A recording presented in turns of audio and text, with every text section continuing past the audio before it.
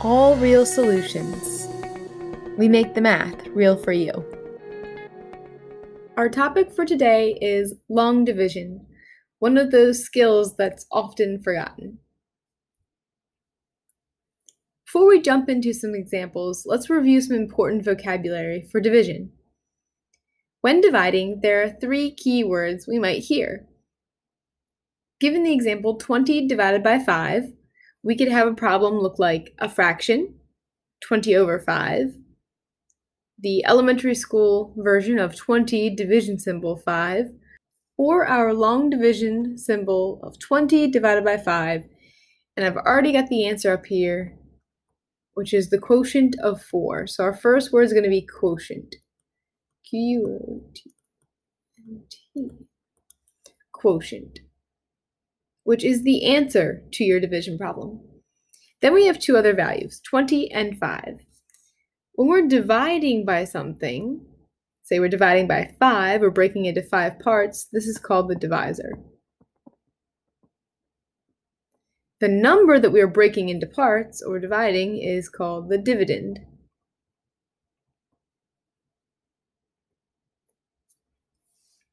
And those are our 3 core words, the divisor, the dividend, and the quotient. The next thing I'd like to talk about is the setup, because if we don't set our long division up properly, all of that work goes wasted. I like to use a method called inside out. We have a long division bar, and we have the inside number, and we have the outside number. But the whole question is, how do I set up my long division? Well, if you're given a fraction, the inside number will always be your dividend, your top number, your numerator. You have in over the out. So whatever's on top goes inside, and whatever's being on the bottom goes on the outside. In divided by out. Similarly, if you have it set up in the old school way, you can have the in will always come first, divided by the out. And that's our inside out method. You do the number that's the in divided by the out. So let's practice really quickly here. I have 125 divided by 5. So since 125 is my dividend, I have my in. Then I have divided by 5. 5 is my divisor, so that's my out. So if I use inside out, my inside is 125. Divided by, there's my long division bar, 5, which is my out. And that's my setup. So now that we have the inside out completed, let's go ahead and practice the process. All right, long division. So when you say, I can't remember long division, you're probably thinking, I can't remember how to long divide. So I've kind of broken it down to the 5 simple steps, which basically repeat until you get your answer. So going back to our inside out, we have 125 divided by 5. So I'm going to start by setting that up. 125 divided by 5. So the first thing you're going to think is, how many times does 5 go into 125? Now you're thinking, okay, well, if I knew that, then I wouldn't need long division. So we start by looking at just the 12. How many times does 5 go into 12? 5 goes into 12 2 times. All right, step 1. Then we multiply. We multiply the 2 times the 5. So 2 times 5 is what? 10. And then we subtract. So now I'm going to do 12 minus 10, and I'm going to get the answer of 2. But I still have that 5 over here. So now I check to see, did I get a 0? I did not get a 0. So now I'm going to bring down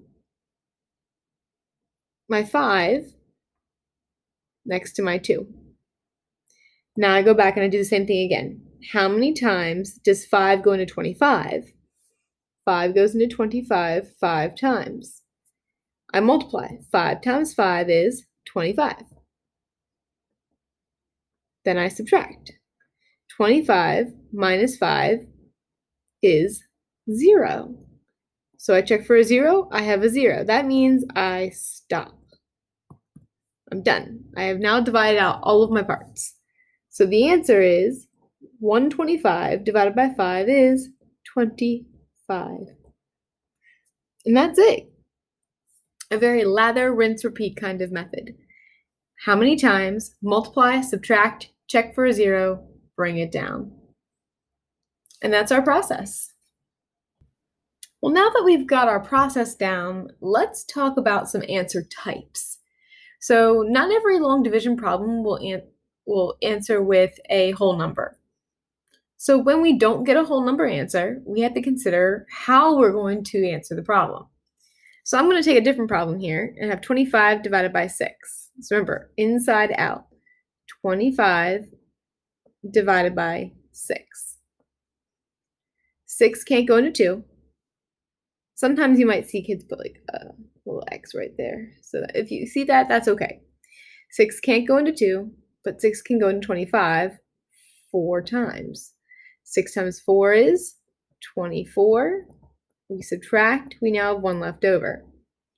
So at this point, we have 2 of our possible answers.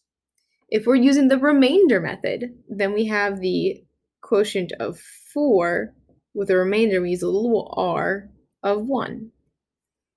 So that means that 6 goes into 25 4 times with 1 left over. Another option is we can do 4 and 1 over 6, and this is our fraction form. So we have 4 wholes, and then if we broke that down, we would have 1/6 remaining, where 6 is our divisor, and then 1 was actually our remainder.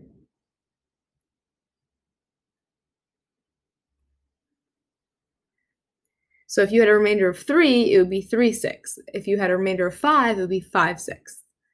The last option we have is decimals.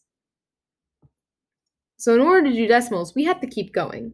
We're not allowed to have a 1. We have to either reach a repeating pattern or a 0. So I add my decimal point next to 25 and add a decimal next to 4. I put a 0 placeholder and I bring it down. I go 6 goes into 10 one time. 1 times 6 is 6. Subtract. I get 4. I put another 0 placeholder, bring it down. 6 goes into 40 6 times. 6 times 6 is 36. Subtract. And so I'm going to get another 0, bring that down. 6 into 40, I've seen this before. So I'm going to keep getting 6, which means that 6 is repeating. So my decimal answer is 4.16. And then we put a bar over that. And that bar just means that the 6 is repeating. So if you do not get a whole number answer, you can write your answer as a remainder, a fraction, or a decimal. And it's really important to make sure that you know how you're supposed to be answering the question, because each answer has its benefits for the problem, and sometimes people only want decimal answers. So pay attention to how your answers should be written. And that's it. Thanks for watching All Real Solutions. See you next time.